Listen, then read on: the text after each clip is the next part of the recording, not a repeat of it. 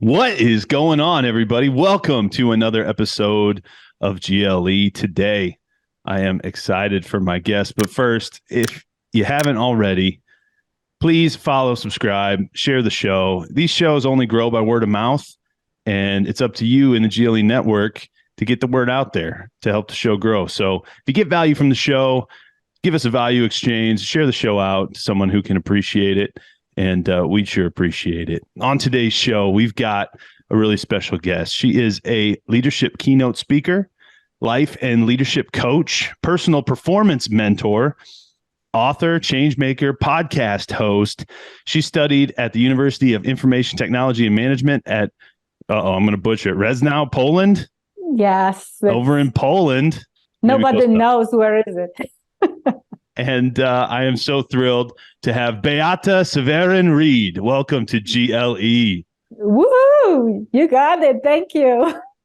Thrilled to have you here. Beata and I met through a mutual friend, Craig Siegel, and I'm just super thrilled to speak with you. Yeah, he is the man. Beata, let's start off with your story. If y'all, before we get in, don't forget to go follow Beata on all the socials. You can find her at www.beataspeaks.com. That's Beata speaks.com.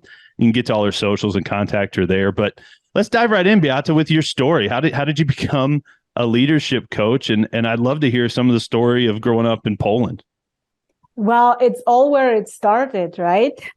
Well, you already released my secret. I usually introduce myself Polish-born, American-made, but there you go. Well, now everyone knows. So yeah, my journey with leadership actually started back in time in Poland. Grew up in communism and experienced not the best leadership. And I was really, as a kid, troubled. Why? So I was asking my mom always, Mom, why we just can't leave? Why we have to stay here if it's not that awesome, right? And she's like, because of our leadership. So I was sometimes sitting and listening to the adults talking, and there was always this talks about this poor leadership. So one day I was like, well, why we just cannot kick of this leadership, like, Mom, come on, let's do something. And she's like, well, child, and it was one of the best lessons for me. She said, child, we cannot do anything about that, you cannot do anything at this moment. But what I want you to know for your life, for your sake, if you cannot follow a leader, you better become one. So she said that words to me, and I took it, with me until today. And it's where it started, basically, because then it's maybe not too much related to leadership, but at age 7, I was in a car accident and I experienced a traumatic brain injury, and basically was told by doctors and doctors, it's authority, right? So we listen carefully what they say. And they said that I won't be normal. Yes. And what is normal? But for kids. So I was told I won't be normal. I won't achieve 7. Yes. Wow. So I was 7-year-old. I won't be normal. I won't achieve anything if I finish any education, or basically I cannot be like my colleagues, right? And for a child, it's like, first I was scared, but then you don't really understand that.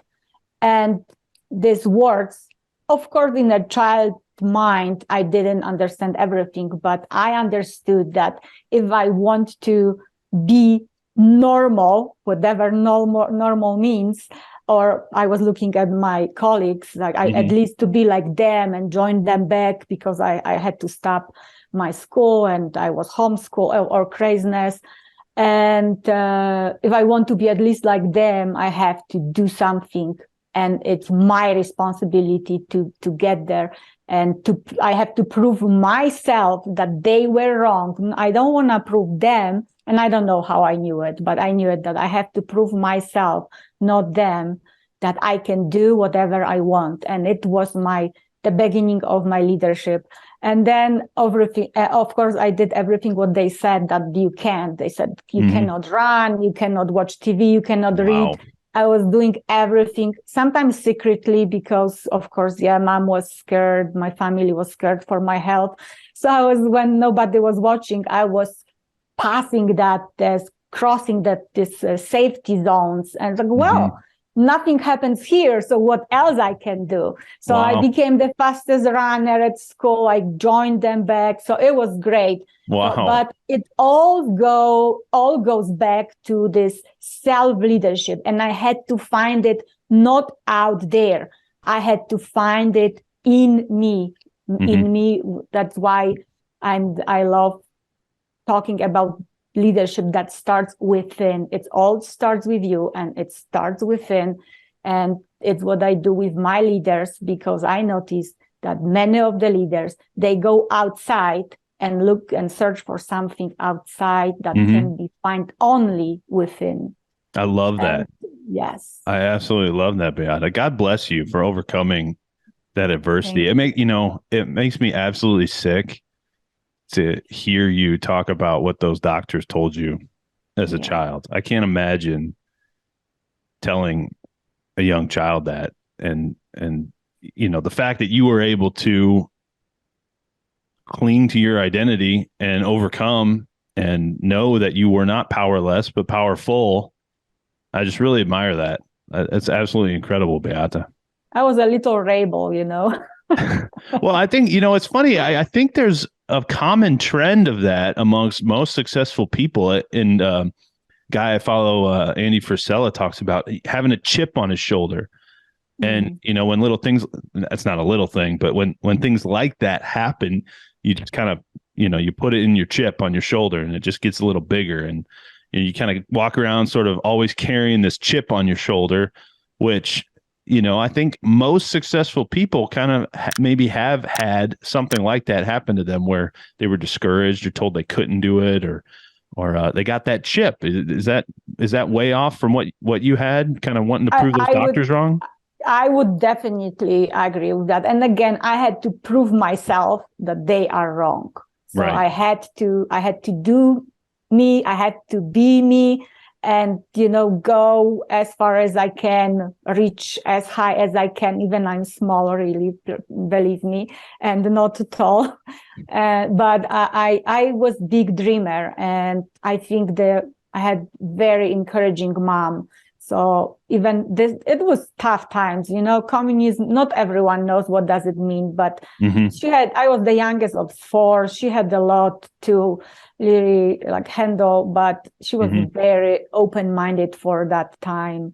And she was like, you be you, do you. And, always, that is also important that I learned for leaders.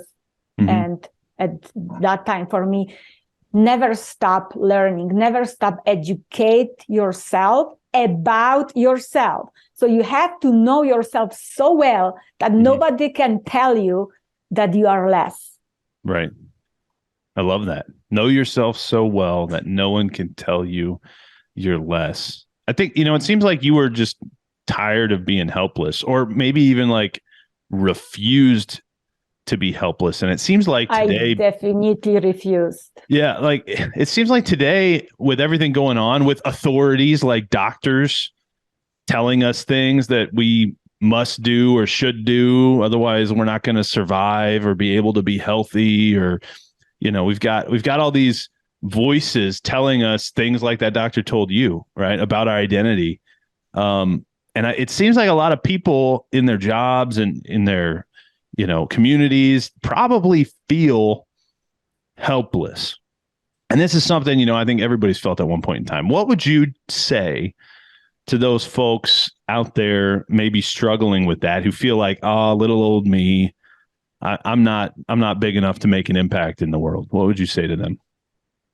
I would say that whatever they sell to themselves is a lie, and tell them, did you try?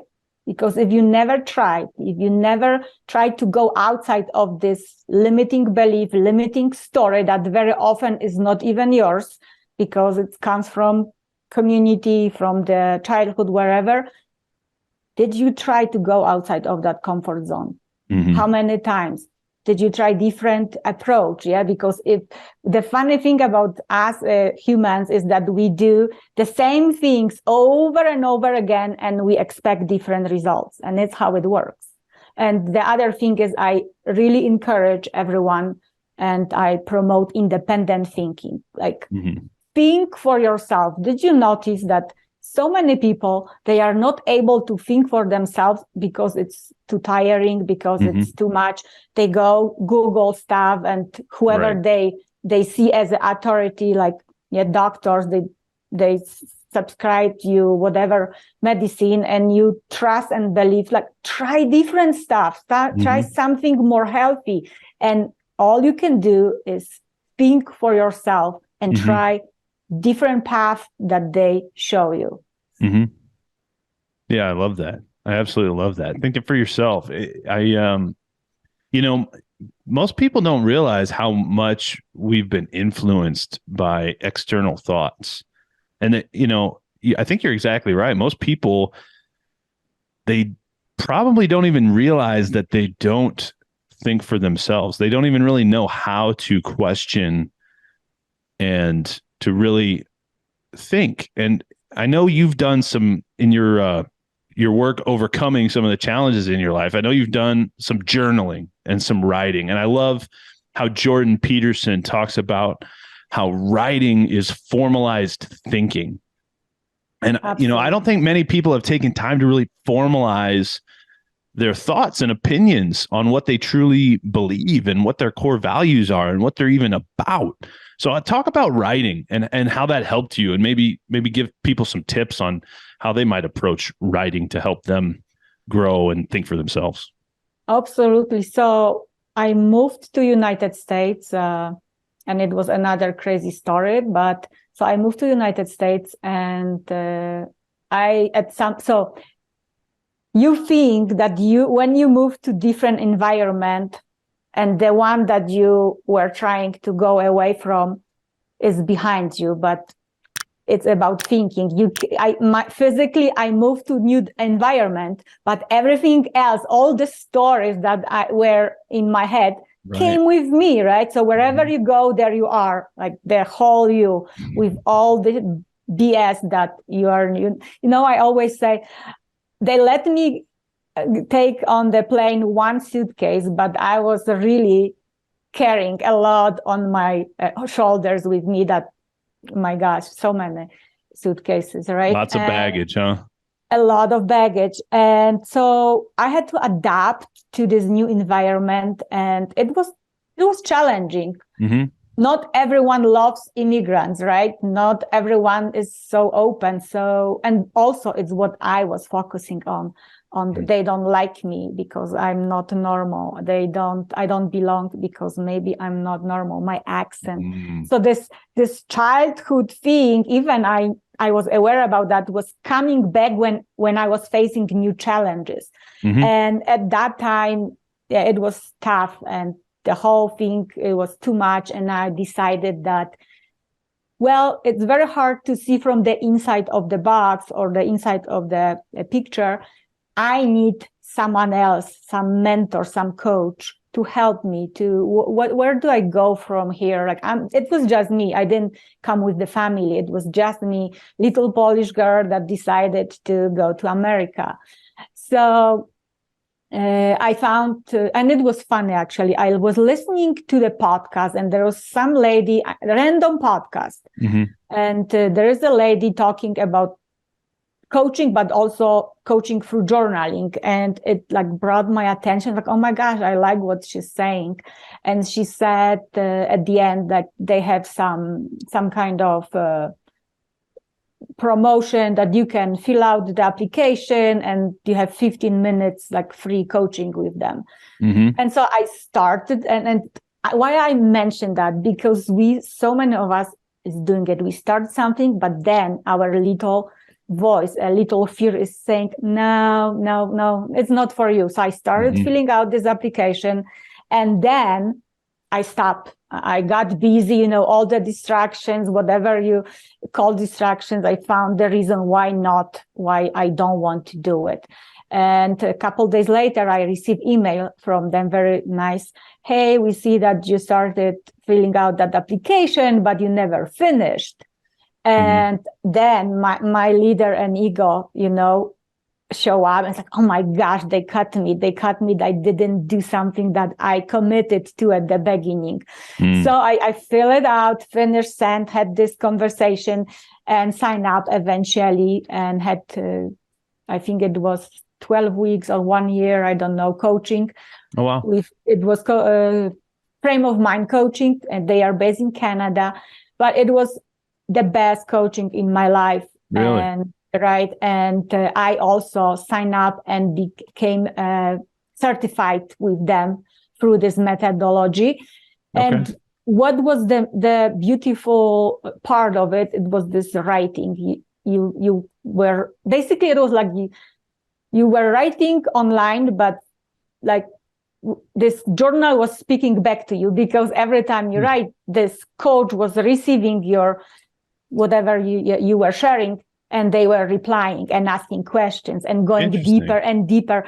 And I found it so profound, because when we talk, and then when I became coach, I also noticed when we are talking and I look at you as a human, I start to judging myself. And I think that, oh my gosh, maybe I won't share that part because she is going to judge me. Even I hired you as a coach. There is that inner insecurity, this, the mind game. And during the journaling, it was not there, because it was just me and my thoughts. Right. And the more open I was, the deeper I could go. And it just helped me, first of all, to realize that not all of my thoughts are mine.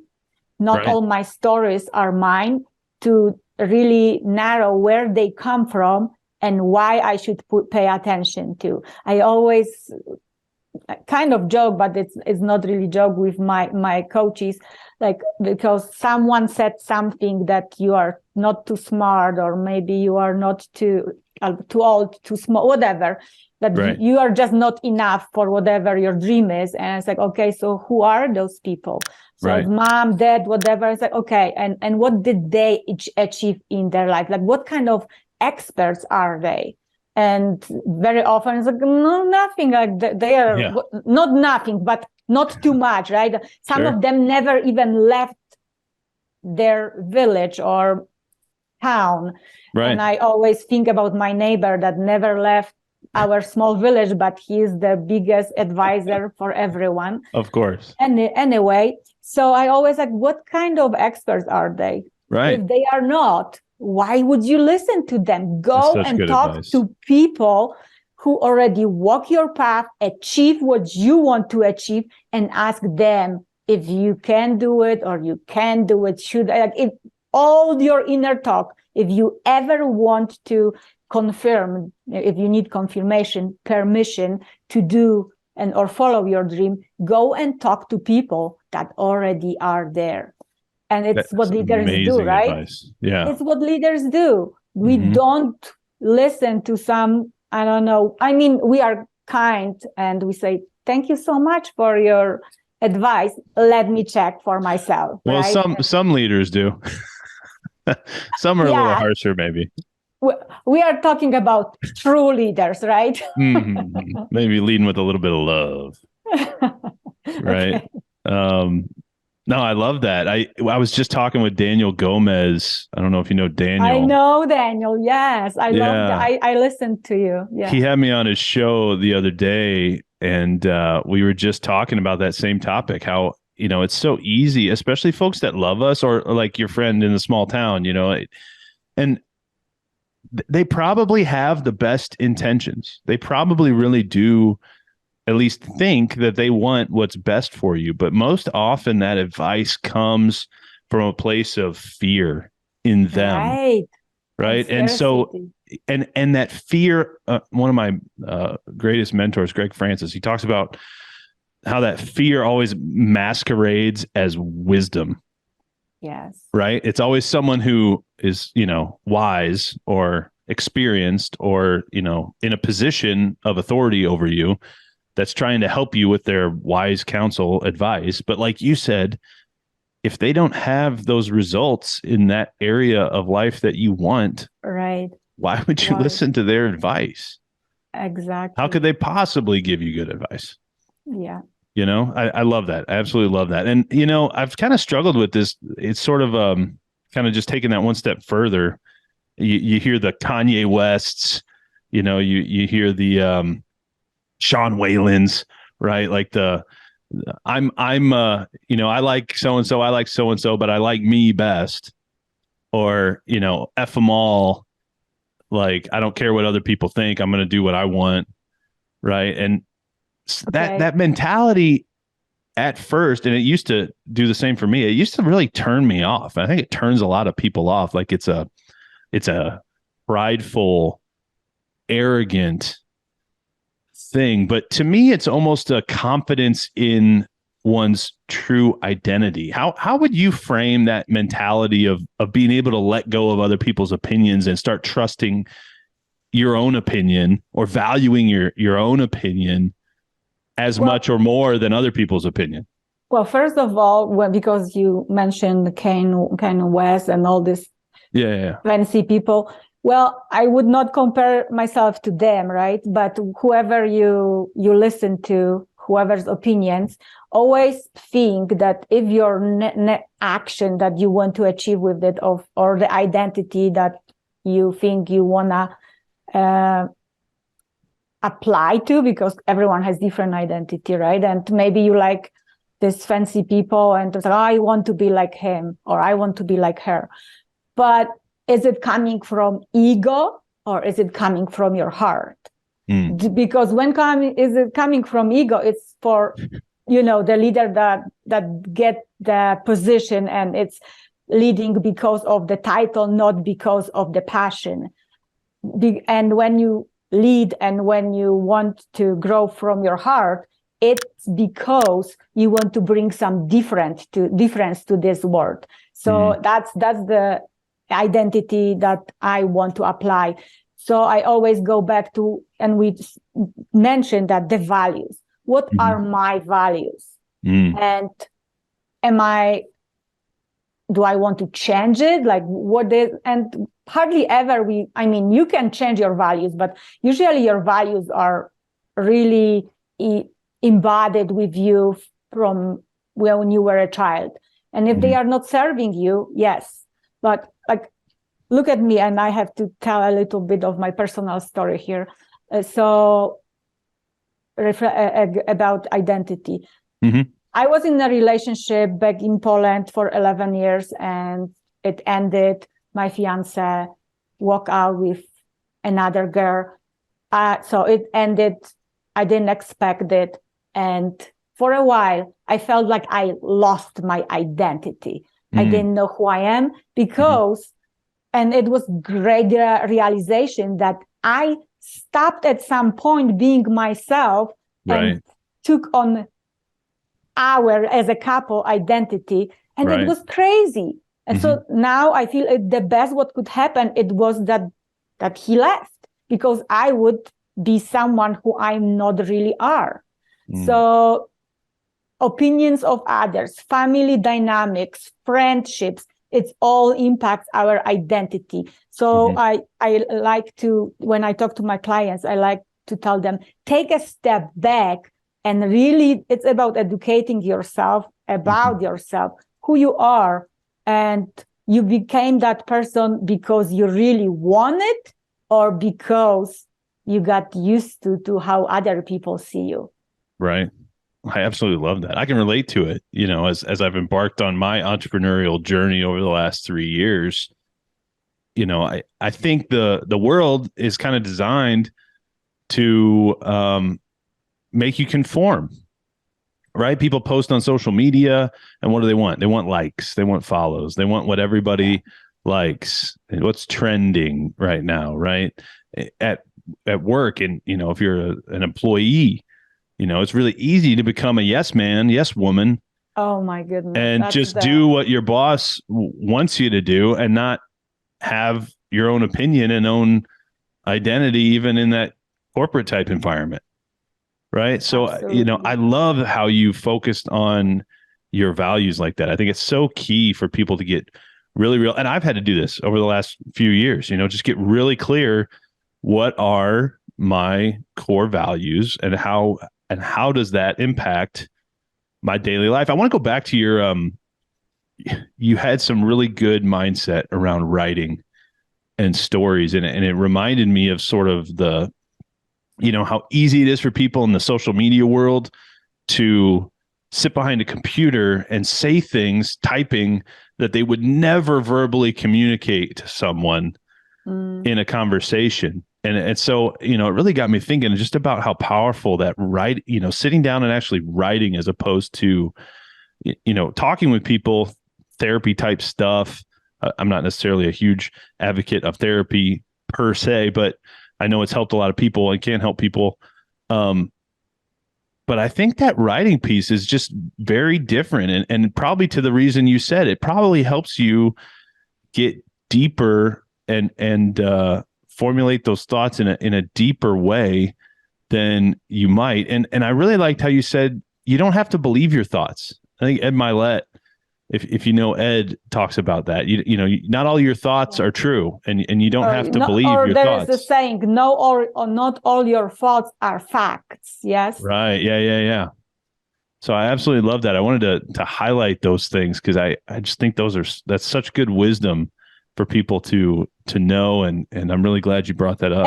And so it's not just because I'm saying it, because I experience it. It's science. There is a research. I don't remember now who did the research, but there is a research that says that when we are writing, we are not able to lie to ourselves in opposite to when we talk, because our subconscious mind, right, is judging you. You want to say something to your coach or your leader, but we always want to look good. We want other people to think that we are good people, even we did some mistake, and so we don't want to be punished. Mm-hmm. So we are creating the story that will be protective, that will that we will, in eyes of this whoever we talk to, that we will look good in eyes of others. Mm-hmm. And when we are writing, and it's a research, it's science, it's not me. They mm-hmm. say you cannot, it's just the human brain and mechanics, the neuroscience. When you put hand to the paper or you type on a laptop, you write whatever you are writing about yourself, your story, or what your problems, you are mm-hmm. not able to lie to yourself. So it's bigger possibility that you will take responsibility for mm-hmm. what happened. If there was a fight with your coworker or even at home, sometimes we like to, it's you, it's you, or it's them, whatever. Mm-hmm. And when you start writing and you start thinking, actually, mm-hmm. I had my part there too. Right. So, and it's I always say magical, but it works that way. Because, that's you incredible. Write and you see it. So it's visual and you thinking is at the same time. And when you start saying, oh no, it's not my fault, it's them. Mm-hmm. Inside your heart, your soul, everything is like, you're lying, admit what is the truth. Mm-hmm. I absolutely love that. Just try it, I would encourage everyone to just one time write. And the funny thing is that we usually sit with journal when life is tough. We never really reach out to journals to say, oh my gosh, it was such a great day. It was fantastic. Usually it's like, I hate my day, whatever happened. But it's great because also it helps you to release the stress, the frustration, mm-hmm. so you don't pass it on your coworkers, if you are a boss, leader, on your team at home. Come on. Mm-hmm. How many frustrations during COVID we had at homes? Mm-hmm. So I 100% agree. Journaling is something I've started recently. I wasn't a big journaler. I don't necessarily journal in that way per se, but every morning I get out my pads. You can see them sitting behind me. Uh-huh. And I've got, I write my goals out. I rewrite them. And I'm amazed how much things change over time. And, it's not huge changes, but they're very important, meaningful changes. Just how, the GLE core values from, it was faith, love, integrity, and courage. And now it's faith, love, truth, and courage. And, I think that truth piece is a very significant change, even though it seems minor. And, I just think getting your thoughts clear on your values, you said educating yourself about yourself. I don't know if there's a better exercise to do that than writing and journaling and really getting clear on your values and writing those down and communicating them with your family. I don't, how many families can sit down and say, hey, these are our family core values. Absolutely right. And come on. I noticed that values are so popular on Facebook and other platforms, but when you start talking with people about values face to face, they're like, oh, I'm not sure really. So why we are so shy to share our values? Because we are not sure what are they, or we are not sure if we follow them. Right. Yeah, that's huge. Did you hear that, folks? Beata just dropped a bomb on you. Are you following your values? If you aren't following Beata, you got to go follow her. You can find her at www.beataspeaks.com. That's BEATA speaks.com. Go follow her on social. She just hit on something so huge there. And this is something that I've been studying a lot, and it's faith. It's one of the GLE core values. And most people, when they think about faith, they don't necessarily think about action all the time. And one thing that's really important for congruency and being true to yourself and being a person of integrity is having congruency between what you say you believe and what you actually act out and do in the world. And most times when people lack belief or they lack faith or they feel insecure, it's probably because there's some incongruency between what they're saying they want and what they're saying they believe in, and then what their actions are actually showing. Because your true actions will always be faithfully according to what your true beliefs are. Am I way off there, Beata? No, you are very on topic.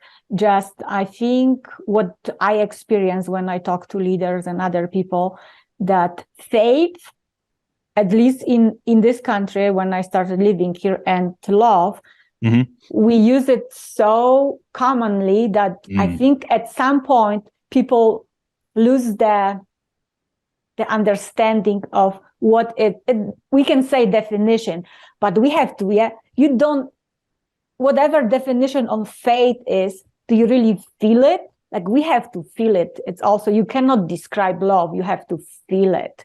So, and I think we just forgot what is behind that words.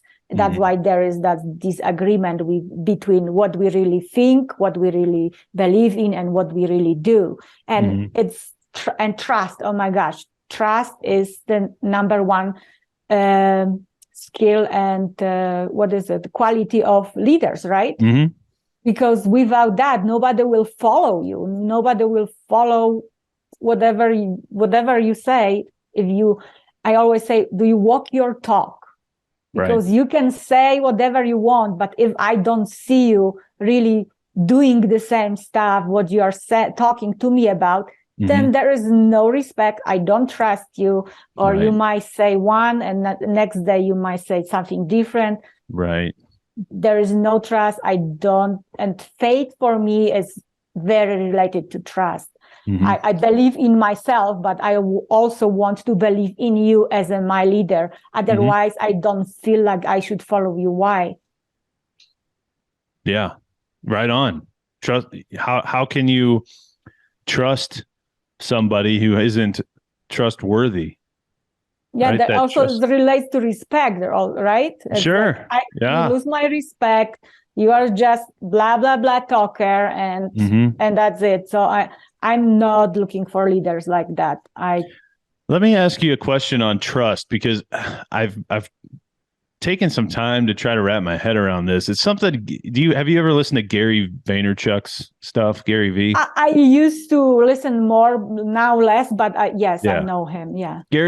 I've heard him say a bunch of times, everybody only has 1 year of content. So I kind of went through a Gary V phase early on, and I'm kind of like you. I don't really listen to him much anymore, but he had something he said about trust where he said, how can you trust somebody that doesn't trust you back? And his comment was basically, leaders are the ones that give trust first.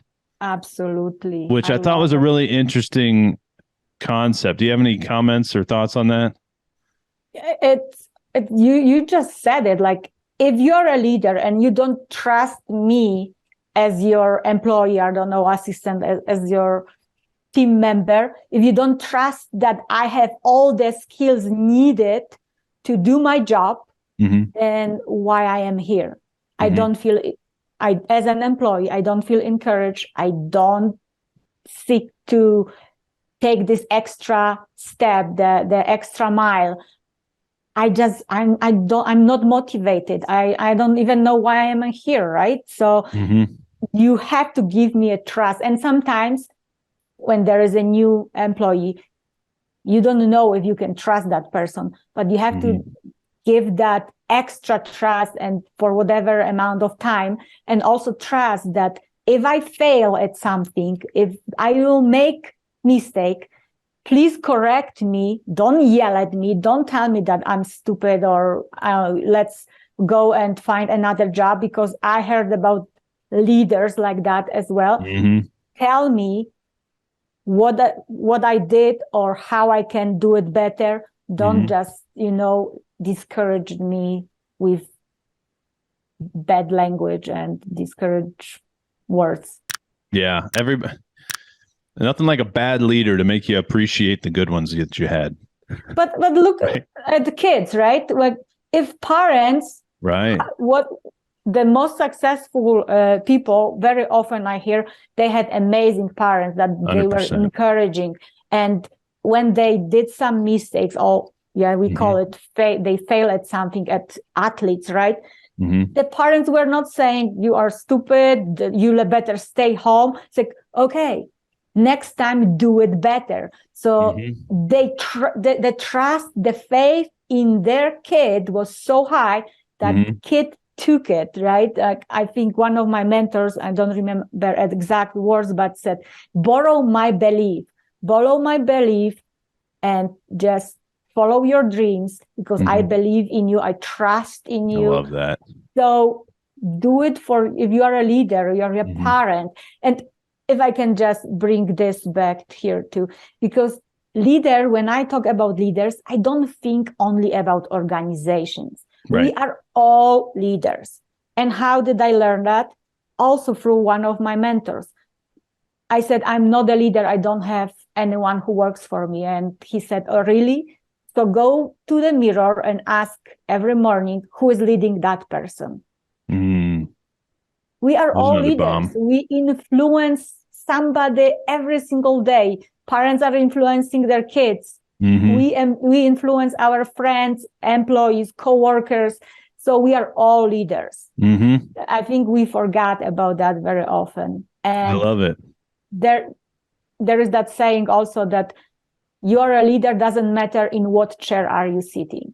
I absolutely love it. That's one of the reasons, Beata, that I started GLE, was because I saw that you, Beata, you, Phil, you, whoever out there who's listening right now in the GLE network, right where you are in your family, in your position in life, and if you're an employee, if you're a business owner, if you're in the only one in the coffee shop, right, who wants to be polite and be a leader, you can impact lives, every conversation, everywhere you go, every day. That's how, word of mouth is how shows like GLE grow. It's how companies grow. It's how communities grow. And it's powerful. The word is powerful. And you can have an impact. And it does start with your belief in that you have an identity and thoughts and opinions based on your values that are worth sharing with people, right? And worth communicating. I always say, stand up and as a leader, and again, it doesn't matter where you come from, you know, in the leadership, it's home, community, organization. Right. Stand up and stand tall and present openly and with proud what you have to offer to this company, to this home, to your friends. Like, don't be afraid to be you and believe in what you have to offer. I love it. I want to go before we end the podcast. I'm loving this conversation, by the way. Thank you. I want to touch on communism. I don't want to get super political, but I do think you have a really unique perspective growing up in communism. I'm just curious, with the trends you see in your time in the United States, are we trending toward communism? How fast? Are we already there? What do you see? Dangers, red flags everywhere? What do you see based on your experience growing up in communism? So we are not going towards communism the way I experienced it. We still have open borders and we can go wherever we want. The only red flag is that people are there is so much of polarization, right? So there is about the color, about beliefs, about whatever. And if we in Poland would not come all together and united together, we would still be in communism. So stop separating each other, come together, love each other, and respect. If you can love, just respect each other. And again, think for yourself, because what communism was doing, they were telling you what to think, what to do, and what is best for you. That's scary stuff. That's scary stuff. And I sometimes see that people they are too lazy to think for themselves and they rely on government or whatever, other people. Right.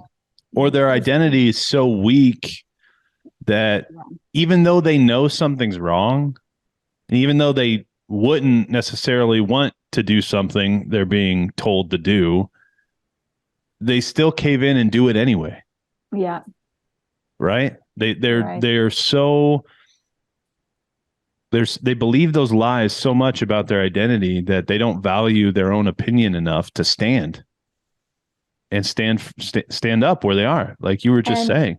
Yes, and it's also from communism. Like, there was one person, and I don't know how much you know history, but in Poland, there's one person, Lech Wałęsa, and I know it's hard to even repeat, but it always takes one person who is brave enough to stand up, stand tall, and say what is the truth, and, to inspire others. This is the leaders that I'm looking for. And today I look at Ukraine, right? I don't want to go political too, but the war that is going on with Russia, like President Zelensky, like, he was offered to leave his country to protect himself and his family. And what he said, I don't need a right, I need ammunition. He did not leave his people. He's there with them, and I don't want to go there. But it always takes one person to inspire others to come together and fight for whatever you believe in and achieve it. Yeah, that's a really good point. How it's kind of like the word of mouth, right? So there was always one person that started it. Yes. Right? And it can be you. And if you're thinking it, I'm sure you're not the only one. Absolutely. So, Beata, before we go, I just want to say one thing. Thank you for coming on the show. This has been super fun, and you have a ton of great wisdom to share. There's definitely some bombs in this episode. So if anybody listening in the GLE network, make sure you rewind, re-listen, and soak up some of this wisdom from Beata. I want to give you an opportunity for one final question. It's my favorite GLE question. And I came to the podcast with the perspective of how cool it would be to be able to have hours and hours of recorded conversations of my great grandparents. And, I only have one picture, maybe, or one old VHS tape of a 90th birthday party or something like that, right? But, in the age of technology, who knows how many generations might see Beata and Phil in a conversation, generations down the line. So with that perspective in mind, understanding that multiple generations could see this someday, what advice would you want to leave the future generations with today? Be a leader every single day, and do not let the title, the position take away humanity from you. I love it. Don't lose your humanity, folks. Well, Beata, thanks again for coming on. Folks listening, if you got value from today's show, share the show. We only grow by word of mouth. So follow, subscribe, give it a rating, share the show out, and as you go, lead everything.